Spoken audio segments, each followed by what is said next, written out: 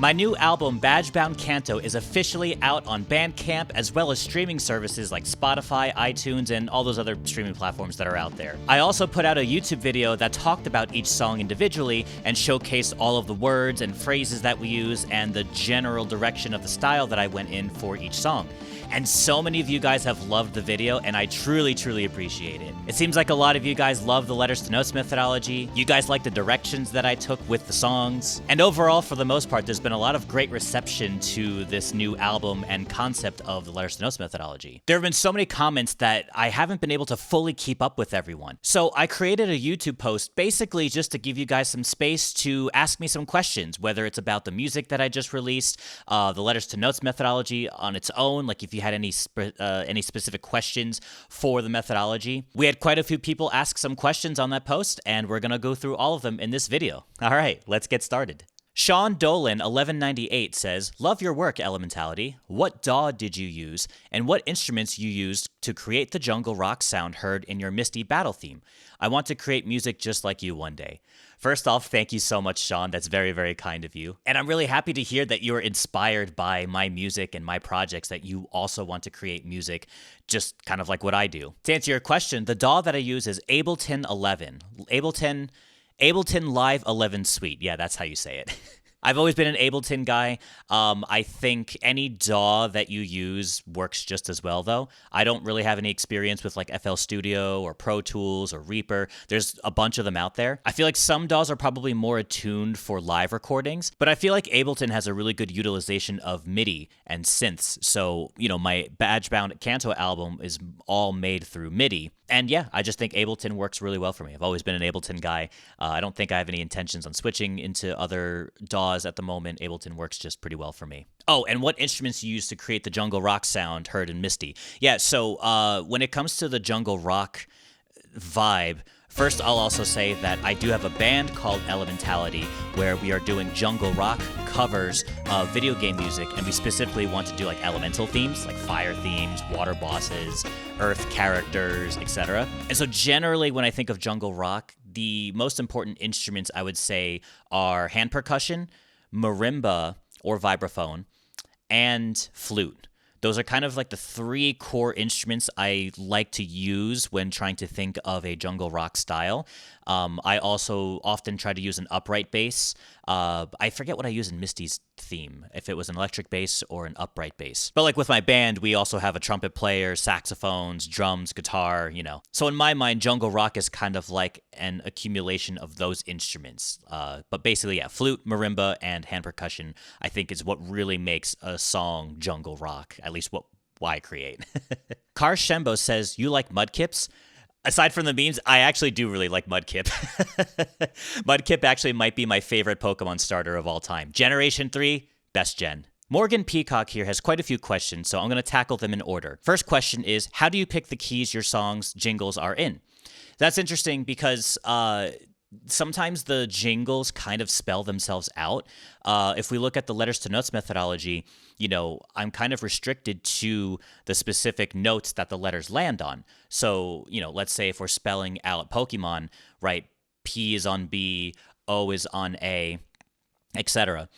So by kind of spelling out the word and seeing what the shape of the chord that's kind of being emphasized in the melody, that is often how I determine the key of a song. But yeah, basically whatever main word or name that I want to create a song around. So like with the album, right, we focused mostly on the names of the gym leaders, Brock, Misty, Lieutenant Surge, etc.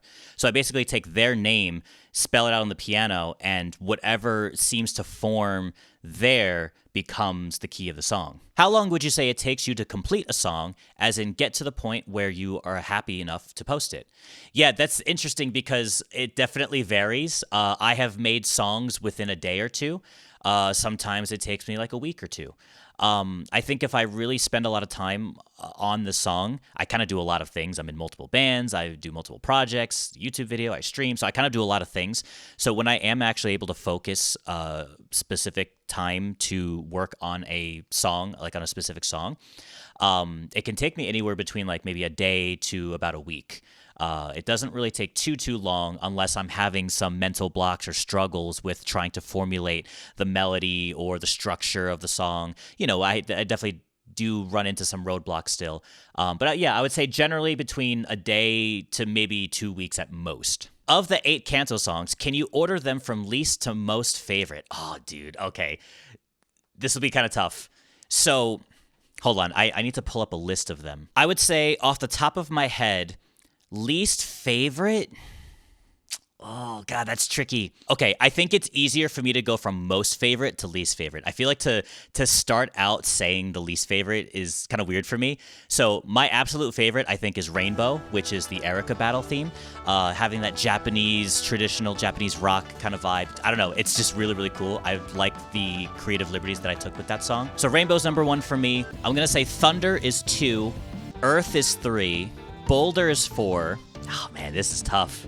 5 is Cascade, 6 is Marsh, 7 is Volcano, and 8 is Soul. So I guess technically the Koga battle theme might be my least favorite, but it's not by much. It's not like I have a distinct least favorite. That was really tough to put together. I love all of these songs. I'm someone who actually really loves all of the songs that I create.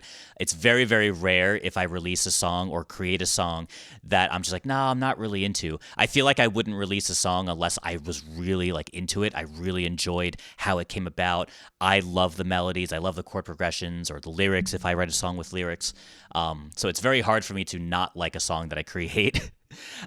So yeah, that would be the order that I would say at the current moment. Will you ever sell sheet music or full scores of your music? My partner is a music teacher. If I could get his class to play one of your songs, that would make me so happy on so many levels, but I'm also okay if you choose to never make scores. Yeah, that's so interesting. First off, that would be awesome. I would love to see his classroom play one of my songs. That would be amazing. That would be incredible. In terms of selling sheet music, I'm definitely open to the idea. I guess first thought here is that if a classroom of kids were to play one of my songs, since it's more of like an orchestral setting rather than the different styles that we have in Badgebound Kanto, I can't seem to see like a classroom playing Thunder, which is like a heavy metal song, like Lieutenant Surge going dun, dun, dun, dun, dun, dun, dun, like heavy drums and stuff. I guess it could be possible, right? But if anything, Morgan, I would say email me at johnrosario@elementalitystudios.com and we can talk there. I would love to bring that vision to life, but I think it might depend on what song we want to go for and how we would change it up. I could sell the sheet music just as is, but again, it's like Marsh is more of like a synthwave song. Rainbow and Soul both have like shamisen because it's like that Japanese rock kind of vibe. Thunder is heavy metal. So it kind of varies, but yeah. And this goes out to anyone. If you guys are interested in seeing sheet music for these songs, let me know. And if I see enough interest, maybe I will. Maybe I'll put up some sheet music, put it up on my website at elementalitystudios.com, and you guys could potentially buy the sheet music of my arrangements. That'd be super cool. But for some specific requests, you're welcome to email me at johnrosario@elementalitystudios.com. The link should be on screen and maybe in the description somewhere. I'll post it somewhere. Also, are you planning on making this a series, possibly including Elite Four, Champions, and Rivals? Maybe even other notable characters, like you mentioned Janine not being in the Kanto video, so maybe doing a combo of characters like her, Zinnia, Looker, etc. Yeah, so I am absolutely making this a series. I wanted to craft the title of this album, Badgebound Kanto, so that it was kind of easy to say. I think the word Badgebound just kind of rolls off the tongue. It sounds kind of cool. But we can easily make this Badgebound Johto, Badgebound Hoenn, Badgebound Paldea. So I would love to go through the entire series. It'll definitely take some time to do that. But I'm also interested in making the Elite Four and Champions. That is all totally going to happen. In the case of Janine, I'm thinking of maybe releasing hers as like a single, since she's kind of like a weird, odd case where she's like a Kanto gym leader, but in Gen 2, but she's not like an actual Kanto, like she is, but she's like a replacement for Koga, right? It's kind of weird. So I think by releasing Janine as a single will probably be best, because I like the idea of doing Badgebound Johto as the 8 gym leaders in the Johto region. So throwing Janine in there as kind of like a 9th one. I don't know. I like the idea of having 8 songs for the Badgebound series, just focusing on that region's main gym leaders. Does that make sense? Derptree XYZ says, howdy. Any thought of making a Discord server or any other kind of community for discussion of you or your works? I'd love to be able to yap about the next Badgebound projects and talk to others who have experiences buying your packages. If you already have a Discord, drop the link. Yeah, so I actually do have a Discord server already. I do have sort of like a general community that I have been building over the last 5 years that I've been streaming on Twitch and making content, making YouTube videos. I'll drop a link in the description below, so if anyone wants to join. I will say, as someone who's older in their 30s, I do try to keep the server 18 plus, so if you're not over 18, it's kind of tricky. It's more of the safety of like, the community and being comfortable. We are kind of a bit of an older crowd, like 20s, 30s. So I'd only recommend joining the Discord if you are of age. But as long as you meet that requirement, sure, feel free to join the Discord. Kevin VD3QE says, I checked a little bit of the Faulkner stream, but I'm curious about the inspiration behind the background music, the choice of instruments for it. Yeah, so I have started Badgebound Johto already. I am currently doing live streams of me creating the songs, so not only do you guys get to see the creative process, but you guys also get to participate in creating the songs. I often ask the chat different ideas. What key should this be in? Should we choose this octave or that octave? Do you guys like this rhythm versus that rhythm? Etc. So I want to make this series very interactive for those who would want to be a part of the creative process. So right now I plan on live streaming each of the songs that I create on Mondays around like 1 to 2 p.m.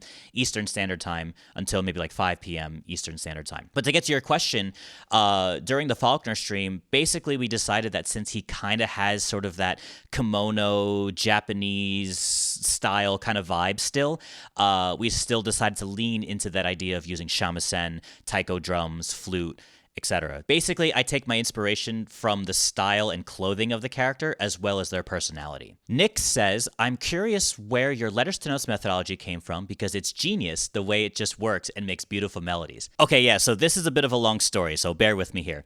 I started streaming in 2020 over on Twitch, still under Elementality Studios. Actually, back then it was Elementality NJ, but I've changed my name to Elementality Studios to kind of rebrand myself. But I play games using my piano as my controller. I play like Nintendo games, indie games, all sorts of games. But yeah, when I started streaming on Twitch, I really thought to myself, how can I stand out as a creator? All these people playing games, making music, doing all these things. There's so many people who are doing this whole content creation and being a content creator, being a streamer. It's just becoming bigger and bigger. So many people are doing it. So I feel like you really have to figure out how you can stand out in a sea of streamers who are all wanting to do the same thing. But basically, I started by playing games with my piano as my controller because I wanted to stand out. All these people are playing Nintendo games with just regular controller, just, having fun, chill stream, right? But by implementing the piano as my controller, it got me some traction because people are, wow, that's so different, that's so unique, and it's pretty funny because we changed like the sounds of the piano and everything. So from there, I thought about, well, how else can I use my piano to make content? How can I kind of further myself thinking like, what can I do with the piano to make music or play games with, etc. And somehow I came up with the idea of a typing keyboard. So somehow translating a typing keyboard to my piano keys. Because basically with the piano controller, what's happening is that when I press a piano key, it's telling my computer through software and hardware to type a key on the keyboard. So if I press the C piano key, it's going to press like A on the keyboard, for example, right? So we were kind of already incorporating the idea of, piano notes being tied to specific keys on the keyboard. So I thought, how cool would it be if I was able to put the entire keyboard on my piano? And so I had the idea of like, okay, A is going to be on this B flat key and the letter Y could be on this random G key and stuff like that. And so I did a series of shorts called Words on Piano where I would do, here, I'll actually show you an example. I'll pull it up on screen. Words on piano. This is what the word skepticism would sound like. So the idea is that I would just take a random word, usually suggested by chat, because I did these like recordings on stream. So again, chat got to interact, give me the words, see the creative process, right? And I would just create melodies like that. But it felt like a bunch of random notes because literally every key on the keyboard was spread out across 26 different piano notes. But I would get a lot of comments saying like, oh, like that doesn't make sense. There's only, A through G on the piano. Like, where is H and J and X coming from? That doesn't make any sense. And so I thought about that. I was like, yeah, I guess that doesn't really make sense. I'm just playing a bunch of piano notes. I'm not even explaining the whole process. Like me talking about this whole system and how I got here, right? It makes sense now as you guys are hearing my story. But when I'm posting a short, it's just like, words on piano, this is this word. This is what this word would sound like. And so I just do it, and then that's it. The short ends, because shorts, people's attention spans, we're trying to keep it as short as possible. So from there, that's where the letters to notes methodology formed, because it was a matter of, okay, words on piano is a cool thing. It was getting some kind of traction more than like my gaming content. How do I refine this? And that's, lo and behold, the letters to notes methodology. We came up with more of a system where we repeat the alphabet across the musical notes A through G, and now there's more of a cohesive system where we can actually utilize the piano to its fullest because all the octaves are implied. Every A key will also have H, O, and V, etc. You guys know at this point, if you've seen my videos and content, you guys understand the concept. But yeah, that's where the letters to notes methodology basically came from. It's a ways to explain to get there, but that's how it is. 1080 Plays says, how did you make it so City and Badge weren't a motif, or at least not noticeable? Love the gym leader motif. It's perfect. First off, yes, I'm glad that you love the gym leader motif. I'm such a sucker for motifs and leitmotifs, so I was like, when I make this album, I have to incorporate these similar words across through the songs. I can't speak today. When I was making this album, I absolutely wanted to incorporate those motifs throughout all the songs and use the same words, similar words, and create sort of a cohesive system throughout all of the songs. But basically, to make them different, it kind of comes inherent to the songs that I'm creating, if that makes sense. So like, for example, the tempo of Boulder is different from like the tempo of Soul, which is a different tempo from Volcano. Plus, they're all in different keys. So while I could match the rhythm of the motifs, I wanted to kind of change up how they were played a little bit, if that makes sense. So basically, it's kind of a matter of a different key, a different tempo, and just changing up the rhythm. We can have the same notes, but by making them different keys and maybe changing up the rhythms a little bit, it gives it that extra flavor of uniqueness while still spelling out the same words. Some other examples too, like in Marsh, I repeat Marsh Badge over and over, whereas like in Cascade, I'm pretty sure I only say Cascade Badge once during that verse part. So even just by repeating the motif either once or multiple times in a song can also add some variety. And again, it kind of just depends on like the way that I shape the melody of those motifs, depending on the song and the key and the rhythm that's currently happening there. Kanji Godomo says, do you ever worry that a certain character won't work for the genre of music you were going for? How do you come up with some of these ideas for putting the names into music for a certain genre? Yeah, I think for the most part, I don't often worry about that. I think I have a creative enough mind to be able to make it work. I will say that to me, it almost just kind of feels like it naturally just works. But it might just be a matter of having a sort of wide variety of open-mindedness to different genres, right? I am mainly like a rock, ska, punk kind of guy, but I do love all sorts of genres. I'll listen to EDM, I'll listen to Japanese rock, I'll listen to heavy metal, I'll listen to a little bit of country and rap. And of course, video game music in general has just like such a wide variety of genres. Jazz, city pop, horror music, So let's say like in the case for Thunder, which is Lieutenant Surge's battle theme, when I first created that motif and like figured it out, here, I'll just pull out my piano. You can't see the piano, but the piano's here. You'll hear it. Spelling out his name was Ltsurge. And so seeing his character, I was like, wow, he is kind of like this more like buff. He's a military guy. He's like badass, hardcore, right? So just hearing that motif immediately, I was like, oh, hell yeah, that's totally going to be like a heavy metal, like dun dun dun dun dun dun dun dun dun dun dun dun dun, it works. But let's say if Lieutenant Surge was actually a lot more lighthearted, we can still take that motif and maybe make it in E major. maybe something like that. And now we have something that's more like poppy. Oh, I gotta figure out how this is weird. You know, we can make, maybe we can extend the melody somehow. Maybe we can, you know, change up the different chords that are playing there. So for example, maybe something like E major, A major, B major, E. Now we have this.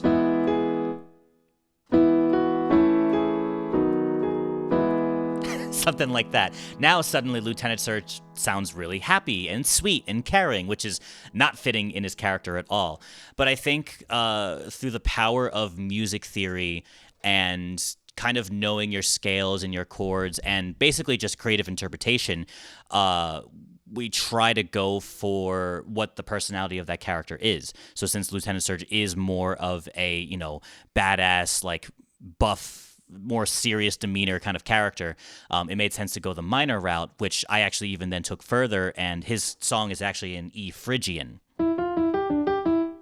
So I hope that answers your question.